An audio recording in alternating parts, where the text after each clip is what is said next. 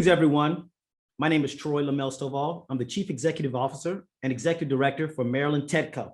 I couldn't be more excited today about our guest. Many of you know I spent some time at McKinsey, and so Tom Barkin is an old friend of mine. We'll introduce what he's doing today, but he's an old friend of mine from McKinsey. And most importantly, one of the things we'll talk about today is when we were at McKinsey, Tom was one of not just a supporter of mine and a mentor for me, but he was a huge supporter of at that time, we called the Black Client Service Staff. I know they don't call that anymore at McKinsey, helping us identify sources of talent that McKinsey didn't traditionally source, and he was a big supporter of that. So Tom Barkin, who is the president of Richmond Fed, or Federal Reserve Bank, or Richmond Fed. Tom, thanks again for being on TEDCO Talks. No, this will be fun, Troy. I'm looking forward to it. Cool. So let's start off with, we're in the middle, hopefully we're at the end of this COVID thing. And I want you to tell folks a little bit about kind of how you've kind of managed yourself over these last, 14 to 15 months, just personally, and then also professionally, how you've managed the Fed over these last almost year and a half. Yeah, so we'll talk professional first. What we did with the Fed is, with the exception of our cash team, everyone else has been working from home. And that was a shock, as it was to most people, but we got through it just fine. Our technology team did a great job. And so our team has been and is still working from home, with the exception of our cash processors and our law enforcement unit, who are obviously protecting the cash that our cash people are processing. So, that's how the Fed's worked professionally. Obviously, from a policy standpoint, we were struck in March with this looming cliff that was ahead of us. And we did all of the stuff that I hope you would think we should do. We took rates down to zero. We invested to repair financial markets, which were really teetering on the edge, by buying a bunch of bonds and by backstopping a lot of other asset classes with facilities that we had authority to do and some others that Congress gave us authority to do. And now we're hopefully closing in on the back end of it. And I hope and think eventually starting the process of normalization. For me personally, like everybody else, I went home, and my wife and I, who've been married almost 30 years, our prior record for most consecutive nights in the same room was 3 weeks. And so I traveled as a consultant my whole life, and even as a Fed president. And so first of all, we broke that record, and I'm happy to tell you that went well. I'm glad to hear that. We had both of my daughter, who's a junior in college, and my son, who's 25. They were both home for about 2 or 3 months, which was great fun. But in June, she went and worked a summer job. He, for reasons I don't fully understand, decided he preferred to be with his girlfriend than with us. And I sort of said, I can't do my job from either my office or my home office or my work office. I'm supposed to stay in touch with what's happening in the economy. And so starting last June, I got back out in the economy, and of course, totally in a socially distanced way. I would go to a community. I would do outdoor lunches or outdoor dinners. I would do Chamber of Commerce sessions from the Chamber of Commerce in that city via Zoom.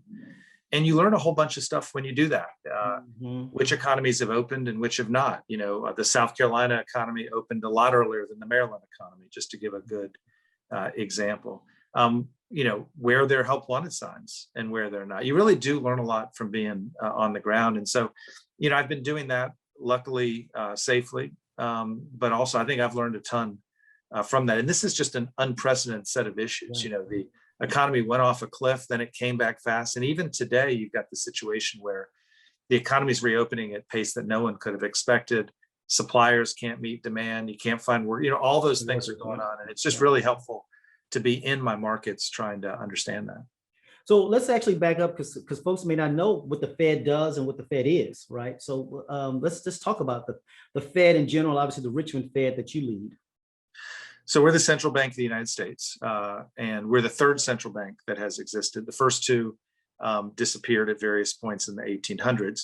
And after a panic in 1907, everyone decided we really need a central bank, but we need to do it in a public-private partnership. So there is a public part of the central bank, which is the Federal Reserve Board of Governors. Jay Powell is the chair of that. They're in Washington, and they are a civil service, federal government agency.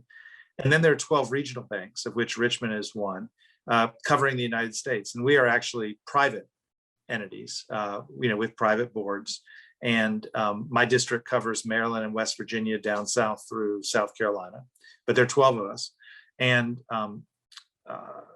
we cooperate with the Board of Governors. We all sit on the FOMC, which is the Monetary Policy Committee that sets interest rates. So one of the things we do is participate in the committee that sets interest rates. We also supervise the banks. So in my district, you've got small community banks, you've got Bank of America. We oversee those banks. We process the cash. So, when the mint prints the money, we're the ones who put it into circulation, and we take the old cash and the counterfeit cash out of circulation. So we process the cash. We've got a community outreach and research organization that's trying to understand in depth each of our communities. So that's our business. And then in Richmond, we also lead technology for the Federal Reserve System. And so issues of cyber and all those kind of things are on our list as well. So from a basic consumer, you said a couple of things, and there are a lot of places we could go there. But from just a basic consumer, they hear, every other month the Fed has raised or not raised interest rates. I think that's the public, that most public, but all the other pieces of how the monetary system actually works, a lot of that comes through the Fed. Yeah, well, that is the FOMC, and the FOMC is the group that meets every 6 weeks. I sit on it. And we decide to raise rates, lower rates, or of course, keep them the same. And so those are the big choices we make. And again, that is a group that has 6 governors that are appointed by the president and confirmed by the Senate. Jay Powell is the chair. And it's got 12 presidents, including me, who are nominated by their local boards and serve at the pleasure of those boards. So just wrapping up this COVID piece just a little bit, Tom, just from you, what have you done for you? You say you had your family around you, like you say, believe me, I remember my McKinsey days of traveling. And so 3 weeks, that's a pretty good stretch of not being on the road. But what has Tom done to just kind of keep your own sanity for yourself? And what do you think you're going to continue coming out of this for yourself? Well, my lifestyle was I would eat out breakfast, lunch, and dinner. And so the first thing I noticed is I lost 15 pounds. Congratulations. You I know most people went the other way. I know when you look at me, it's hard to imagine I could have lost any weight to get here, but it was just eating. That's crazy. And so I have a strong intent to try to maintain that. I think my execution may be a challenge, but that's one thing. Actually, my scope magnified massively. I used to do 1 Chamber of Commerce session a week because you had to get to the community. Yep. Now I'm doing 5. Yep. I used to do 6 outreach conversations a week. Now I'm doing 20. And I like being in person. There's no doubt in my mind that when you and I are together, we can build relationships in a different way. You can build trust in a different way. You can see body language in a different way. Absolutely. On the other hand, the efficiency of being able to do that, I think is crazy. So, we'll see where that goes. I'll also say, when you lose your social life because you're not out doing whatever it is you're doing, you replace it with something. And, you probably replaced it with Bridgerton, but I replaced it with books. And so I'm one of these guys who has always owned 100 books that I haven't read yet. And I'm down to about 12. So. Oh, look at you. So, no, it's funny you said, so, as you know, I've been doing this job since September, and I couldn't agree with you more. I've said I have been brutally efficient I've met more people since September than I could have possibly have met if this had been, quote, non-pandemic times. And so that's got a goodness to it, but the relationship piece, but the part of that, Tom, I love your thoughts on is, but we got to have these Zoom meetings in people's homes, in their bedrooms sometimes, and there was a relaxing of things, and I think you got to have a little bit more personalization because there wasn't the formality in some cases, at least for me. And so I got a sense of people and some relationship development, but not to the extent you can have. But I actually think some of that actually did happen because some of the professional walls went down a little bit. Mm-hmm. I think that's probably true. And even silly things like I went to a dinner the other night with 3 business people. They all wore suits and I was wearing khakis and a button down. And, they felt terrible that they were wearing suits and I wasn't. I said, I actually didn't even think about it. It'd been 15 months since I wore a suit. And of course I used to wear one every day. Yeah. I do think you can break some of those barriers down, but I also think people have a Zoom face. And one thing that I used to really like doing professionally, and I hope to get back to, is wandering the halls. And when you wander the halls, you can look in somebody's office and see if they're having a bad day and ask them a question. On Zoom, you don't see that. If you're walking out of a meeting that just went a little crazy, you can say, let's walk around the block for a second and debrief that. If I walk off a Zoom meeting that was a little crazy, I have to call somebody and debrief it. And that just feels very different. They don't see your body language. They don't know that you're a warm elder giving them an arm around the shoulder. They wonder if you're actually giving them direct feedback. And so I just think a lot of those dimensions that bind people together and that bind institutions together are challenged in this remote model. And so, we're going to have to evolve to something different. But I wrote an essay on this recently, which I had fun with, which is, we all think we know what it's going to be like, but the market hasn't had its say yet. Amen. And what I mean by that is, you may think that you're going to keep all your workers at home, and I may think that I'm going to bring them all back. Well, let's compete it out. I don't know which business model is better. You may think you want to work completely from home. I may think I want all my employees in the office. Okay. I bet there's some employees that are going to flock to me, and I bet there's some employees that are going to flock to you. By the way, if I could have my employees totally remote, I have to ask the question of, are they in the lowest cost location? Because it's not clear to me, if there's no affiliation in the workplace, what the benefit of a higher cost workforce remote is. So all those questions, I think, are going to be competed out in the market. And I think there'll be a real movement over the next several years as we try to sort out what are the winning models. And I'm not sure I know what they are, but I'm pretty confident it's not going to be as easy as most people think to figure that out. Yeah, as you know, when I was at McKinsey and you were at McKinsey, we had some partners, some friends of ours that talked about the war for talent. So I actually think of it's going to be the war of the nature of work. The nature of work is what you that's the conversation I'm actually having here at TEDCO and with our portfolio companies, is what's going to be the nature of work going forward. So it's not so much about office space, but it's how you treat your talent and how you manage that talent. To your point, because it is about the attraction and the retention of talent is at the end of the day what's going to make great companies. And that was great about McKinsey, right? Yeah. Well, I think it's both. I think companies have to be really attuned to what talent wants, but I think talent needs to be long-term in terms of how they think about their own development. And so many things have come to me in my life because I've built relationships, and those relationships have led to me getting opportunities. And so if you're working completely from home, talent may want that, but 10 years from now, are you going to have the same set of relationships? Yep. And what are you doing to build those? Yep. I think there are a lot of studies that suggest that collaboration and innovation and trust are built better in person. Maybe we'll learn to do that, technologically in a better way. I should be open to that.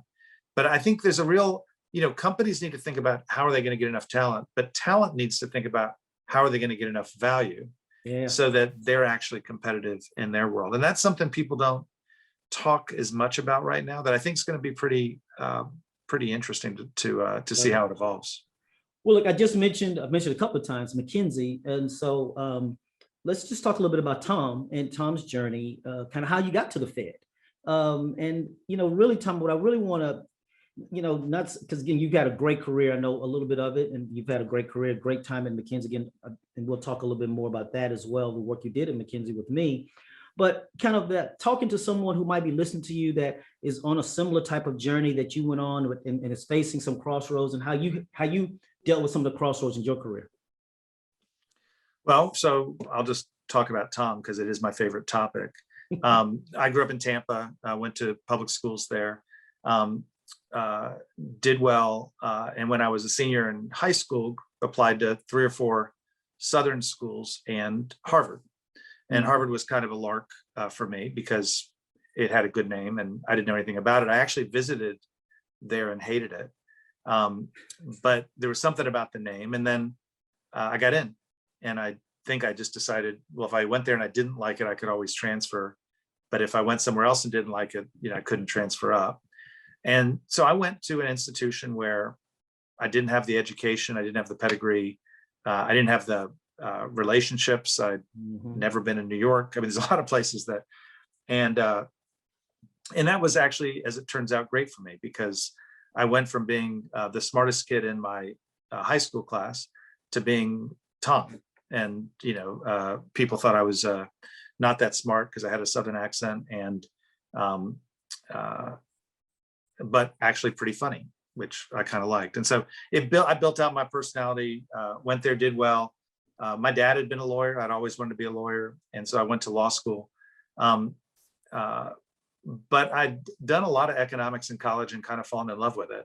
And a lot of people who did economics in college applied to business school. So I applied to business school sort of as a lark, sort of getting a master's. Just another What's that? lark. Just another lark for you. You just kept doing these larks.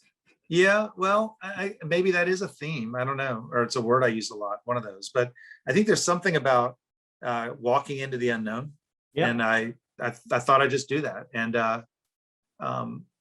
law school was fine, but actually business school was a lot more interesting and a lot more exciting. So again, it's the second place I put myself that wasn't necessarily a natural place, but that, I learned a ton, and met a bunch of folks at McKinsey. I'd always wanted to come back somewhere in the South, and they were hiring in Atlanta. It was at that point, a 25-person office, which was a very small startup, and felt it'd be an exciting thing to do. And I loved every bit of that. I spent 30 years at McKinsey. Served a lot of clients in airlines, served some in banking, but actually probably 5 or 6 years in, decided what I really was excited about was McKinsey people. Mm-hmm. And so that wasn't a classic profile, Troy, as you know. I mean, there were a lot of people who were very focused on clients, and a lot of people were very focused on knowledge. I was very focused on people. And so I ran recruiting for our office for 7 years. I ran recruiting for the firm at Harvard Business School for a couple of years, during which my greatest success was hiring Troy. I ended up leading initiatives for the institution on how we could do better at leading people. I mentored a zillion people. I invested a bunch of stuff on something that the institution at the time didn't really say that it valued, or maybe it said that it valued it, but no one really believed it. Similarly, I've always had one of the reasons I moved to Atlanta is I wanted to be part of a community, smaller community. And so I always invested in local community stuff. And so I invested in that too. And again, it was not something that was directly on the incentive list, but it was something I wanted to do. And I guess I just had the confidence to walk into a couple places that I didn't naturally get the message I should go walk into, and try to make something happen. So people stuff worked out, lots of opportunities at McKinsey, but actually also the community stuff too. And so in my McKinsey career, I led our offices in Atlanta, Miami, and Charlotte. We merged with our Texas offices where Troy was, and I led those in Dallas and Houston as well. I ended up leading a bunch of people committees for the firm and compensation for the firm. Then strangely, I got asked to be the CFO. So I was the CFO of McKinsey for several years. So I did a lot of that kind of stuff at McKinsey, and that was all good. I also got to know everybody in Atlanta, and I went to a cocktail party one time and met Dennis Lockhart, who was then the president of the Richmond Fed. I'm sorry, the Atlanta Fed. And I told him I was an economics major and I was passionate about what he did. And he asked to talk to me a couple times about what we were seeing at McKinsey. And then he asked me to join his board. And so I was on the board of the Atlanta Fed from 2009 to 14. I was the chair in 13 and 14. And I just thought the institution was spectacular. It was really smart people doing a really important mission. And if you're a guy in business in 2009, you thought the Fed was the difference between us making it to the other side and not.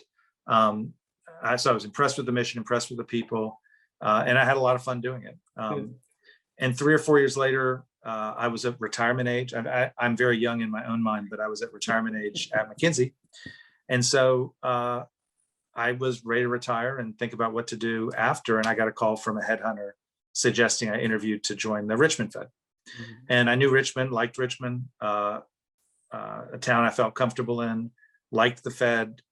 Back to my favorite word, it was kind of a lark putting my name in there. Most of the people in my job are PhD economists. Yep. Probably 2/3 of them. Then you've got some bankers and some lawyers, but you don't have anyone with my background. And so, but I got through the interview process and took it on. So that's what I'm doing now. Another lark. Another lark. But maybe there is a theme about, putting yourself into places that wouldn't be natural and seeing what happened. Well, several things I want to go there, Tom, just in my time left. One is your people instincts and your people, that, as we said, people spike that you had. Clearly that was a huge benefit to me, and I thank you for your words. But how have you carried that to the Fed, and more specifically, how have you carried that as we think about the impact that COVID and the economy has had on people of color and women and folks who've been normally under? How's the Fed and how's Tom thinking about what we can do to make some differences for those folks? Well, I think I always start on these issues related to diversity by starting with the overall, because I think you can't be creating a great environment for women if you don't create a great environment for everybody, and you can't create a great environment for minorities if you can't create a great environment for everybody. So we start with the great environment for everybody, and I have a great COO, and she and I've joined at the hip in the notion of how do we bring the specialness of our institution to those people who are remote? Mm-hmm. We're doing more communication, more conversations with folks who are remote than earlier. We've, if you will, trained up a whole set of leaders on what it takes to lead a remote workforce.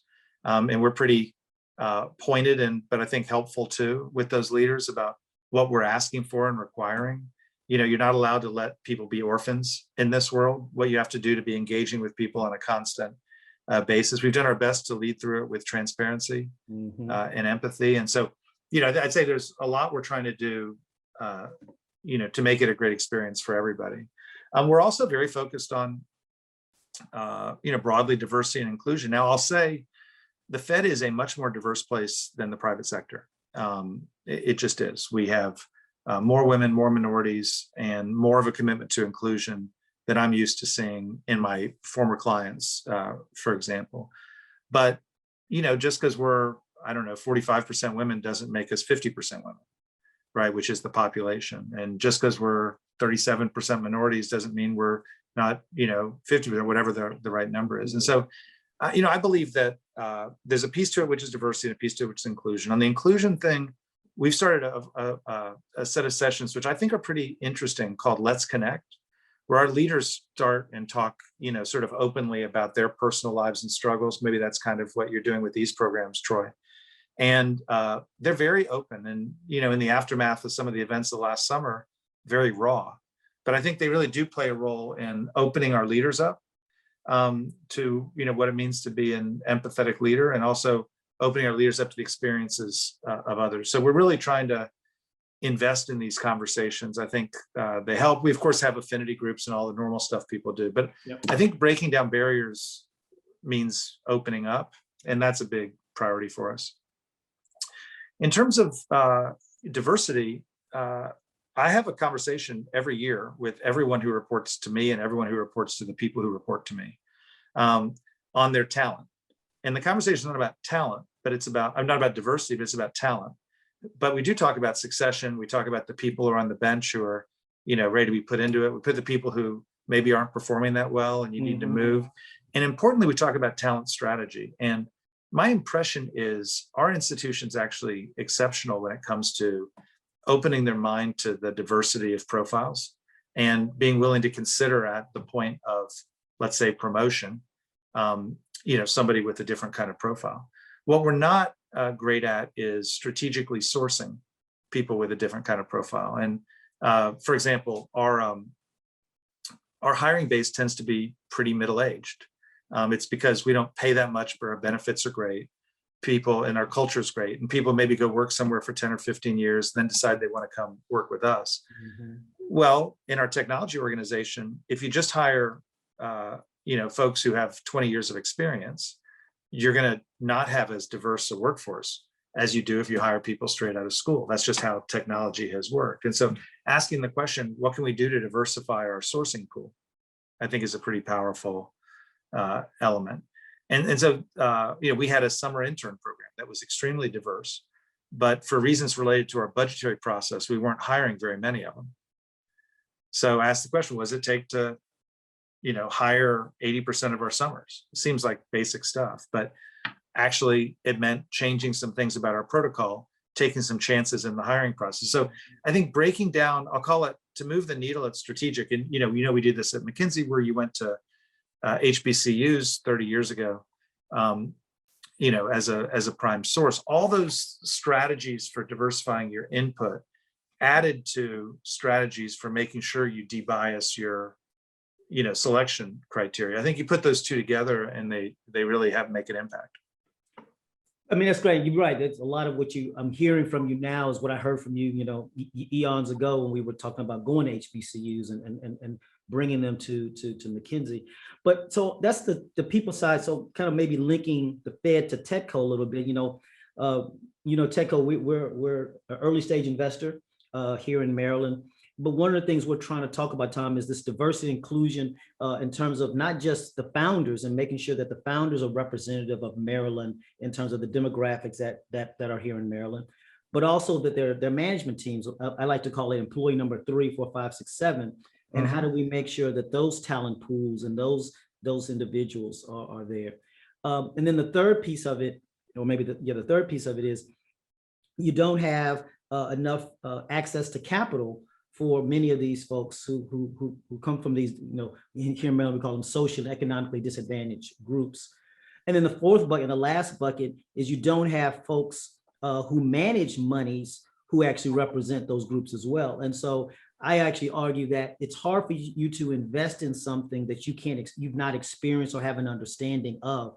And so it's hard for the middle-aged white guy to invest in something that may be for, Black women. Or for a particular community when they haven't had an experience around that type of understanding of that service offering that they might be doing.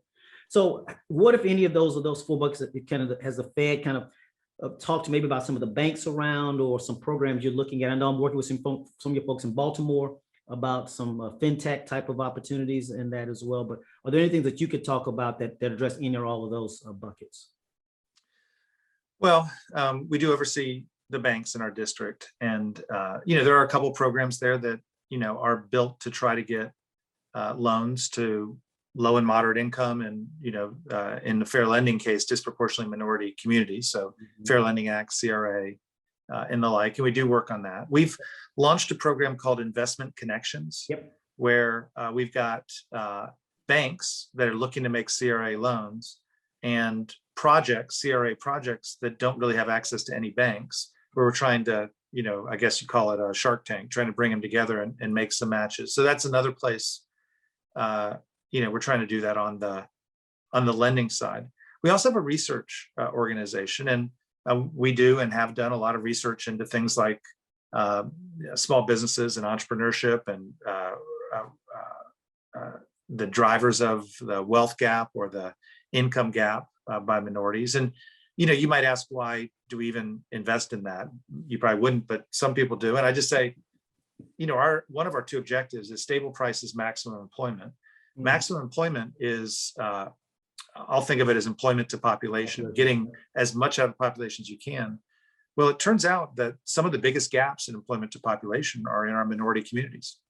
And so understanding what the barriers are and how to make a difference there is actually fundamental to hitting maximum employment. That's why you see that kind of research in those areas. Cool. Well, Tom, thank you. We could have kept going. There's a lot of stuff I want to cover, but I want to make sure I get your time and respect your time. But I just always enjoy. It's been a minute since we've had time together because of COVID and other things. So I look forward to being able to spend getting down to Richmond and get some time with you. Whenever you come up here to Maryland, we'll take you, get you some crab cakes. Please do, Troy. And I really appreciate what you're doing and everybody else at TEDCO. So thank you for what you're doing to build the community, the entrepreneurial community in Maryland. Thank you, sir. Well, again, thank you everybody for listening. This is Troy LaMel Stovall, CEO and Executive Director for TEDCO. Again, we'll see you next time. Thanks a lot.